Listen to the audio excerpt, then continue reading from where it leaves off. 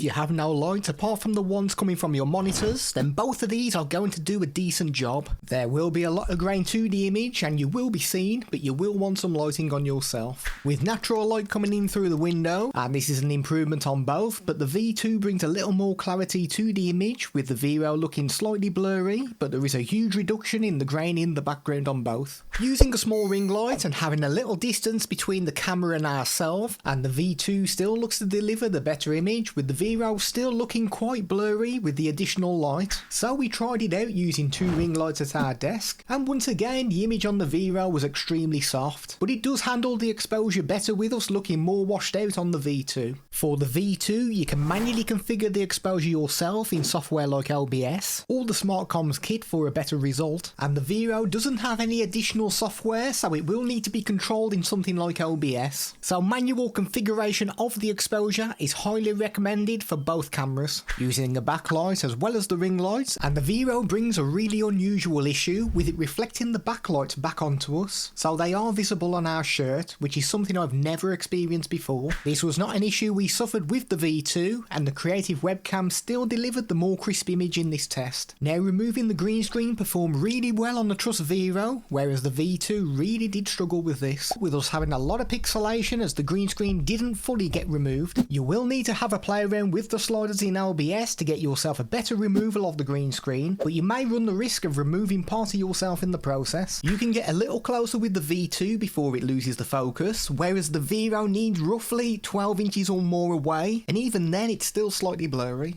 The Vero comes with a 55-degree field of view, so some of your background will be on display, and the V2 comes with a slightly larger 77-degree field of view, meaning a little more of that background will be shown on camera. This is a microphone test of the Trust Vero webcam. This is the kind of audio you can expect from the inbuilt microphone. This is a microphone test using the Creative Live Cam Sync V2. Nothing is enabled in the Smart Comms kit, so this is the raw audio you can expect from the inbuilt microphones. This is what the microphone sounds like on the V2 with the noise clean out enabled in the Smart Comms kit. These settings can be manually configured to fine-tune it to suit your own environment, and manually adjusting your camera image settings is also possible through this software too.